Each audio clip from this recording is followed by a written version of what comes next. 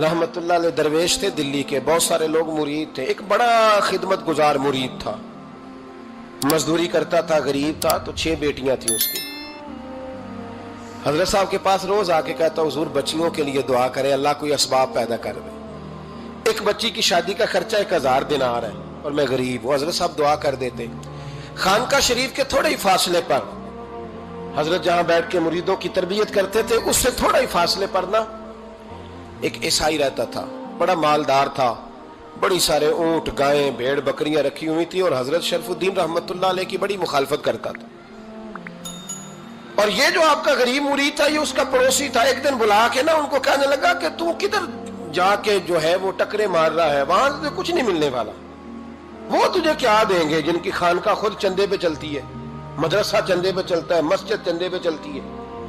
तेरी बेटी का मामला कहां हल होगा?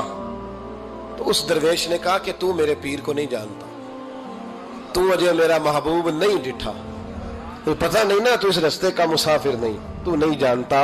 उनका बस चले ना तो वो हर कीमत में मेरी बेटियों की शादी करा दे। अब वो ईसाई था, कहने लगा अच्छा चलो ठीक है, अगर इतनी बात है ना तो जाओ उनसे जाके कह दो कि 6 साल के लिए मेरे साथ मुआहदा कर लें, तो मेरे जानवरों को चारा डाल दिया करे, 6 साल ड्यूटी करे, मैं 6000 दिनार दे देता हूं। वो मेरे साथ 6 साल मेरे जानवरों को चारा डाले, रखते हैं ना आप चारा डालने के लिए, एडवांस पैसे दे के। अब तो लोग उन्हें भी गुलाम ही बना लेते हैं, बड़ी थोड़ी तनख्वाह देते हैं, जुल्म करते हैं, पूरा मुआवजा नहीं देते।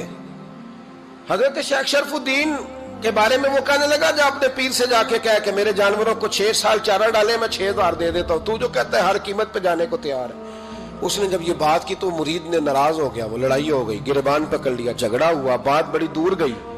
इस तरह की बात करता मेरे हजरत के बारे में, तेरे जैसे कई मैं वहां काम पे रखा दूं। जब वो बड़ी बहस हुई, बात मोहल्ले में, इलाके में फैल गई, दुनिया ने सुन ली, तो शेख शरफुद्दीन तक भी पहुंच गई। इस तरह झगड़ा हुआ है। लोग सो गए इशा की नमाज के बाद। हजरत साहब ने ना सर पे कपड़ा लिया, उस ईसाई के दरवाजे पे दस्तक दी।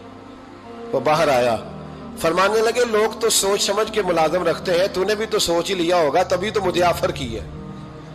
तू अपनी ऑफर पे कायम है? वाकई मुझे रख लेगा और 6000 दिनार दे देगा? कहने लगा जा बाबा काम कर अपना। फरमाया नहीं, तूने इतने लोगों में बात की, इतनी बहस हुई, तो कायम है? कहने लगा मैं तो कायम हूं, पर आपने नहीं कायम रहना। फरमाया मैं सोच समझ के आया हूं। उसने कहा आप ड्यूटी करेंगे, भैंसों को चारा डालेंगे? फरमाया एक शर्त, बस जब अजान हो जाए ना तो मुझे रब की नमाज पढ़ने की इजाजत दे देना, बाकी सुबह शाम जो तू कहेगा। अगर उस गरीब की बेटियां ब्याही जाए तो मुझे और क्या चाहिए? उसकी 6 बेटियों का बोझ है उसके सर पे, तू मुझे रख ले।